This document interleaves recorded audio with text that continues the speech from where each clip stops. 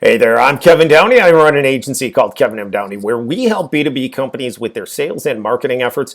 You can visit our website at kevinmdowney.com. Okay, I still have to use the earbuds. Unfortunately, Mike is on the fritz, so forgive me for that. But today's topic, B2B sales success goes beyond your sales process, right? So I talked about this in another video. I've actually talked about this in a few videos and a podcast interview.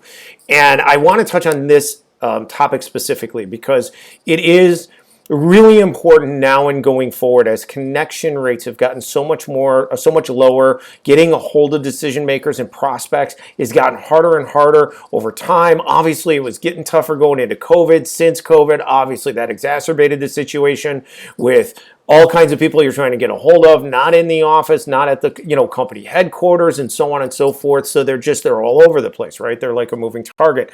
Some don't have voicemail, some do. You don't know if they're getting the voicemail, so on and so forth, right? So we've got a multi-channel approach. The thing about that is, and the difficulty of getting a hold of decision makers is that we kind of have gone through this stretch, and I'm starting to see it slow down, thankfully, of outsourcing business development and lead generation in B2B because we could do it with process and with numbers, right? So you could do so much volume of dialing and outreach, and with someone who's really not trained on your products and services, making a connection to a decision maker. They're going to get a hold of however many a day it's been. That with that volume and the process, they could generate the requisite leads relative to the cost of that outsourcing, right? And that has really started to wane. It's weakening, and you're seeing companies really not getting the results out of that they need to. More pulling that business development back in-house. So it's almost like circling back, and that's a good thing, right? Why does it need to go in that direction? Why do you need to bring all that business development and outreach in-house? And by what I mean by in-house, having a dedicated person that is trained on your company's products and services in such a way that they can have an intelligent, dynamic conversation with a prospect. That doesn't mean that they can go into every bit of detail, but they need to be really trained on your products and services. It no longer will work because you're not going to get a hold of enough people. It's no longer going to work to be able to outsource it to somebody who's just basically reading a script and just asking a very simple question. They can't stick and move in a conversation, and they're just looking for a yes, no to generate a lead, right? That isn't going to work anymore in a dynamic lead generation environment that we need to have because we're not getting a hold of enough people. So I want to see companies bring that back in-house.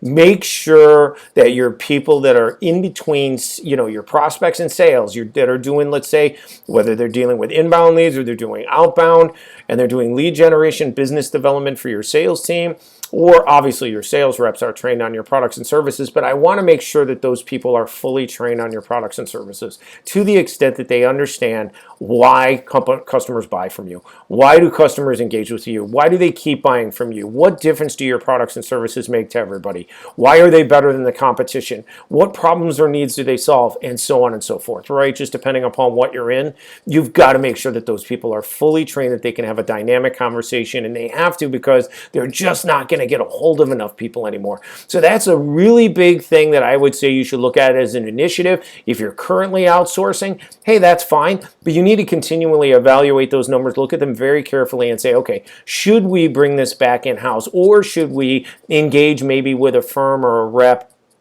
that we can train on our products and services at such a level that they can have a more dynamic conversation. Because again, traditionally when we're outsourcing, we're doing it on volume, we're doing it on scripting, and we've got the rep is inside of a box and they can't leave that box, right? They just can't have the conversation, and we just don't get a hold of enough people anymore to make it a numbers game. We've got to get a hold of the people and be able to ask questions and dig in, gather intel, and have a dynamic conversation. So I would work on that more than anything as a B2B company right now in my business development, lead generation process, appointment setting. I would make sure that my people that are doing that initial outreach can have a dynamic conversation. They've got to be trained on your products and services fully to be able to do that. Okay? So that's what I would have for you today. Thanks so much for being here. Until next time, we'll talk to you soon. Thanks.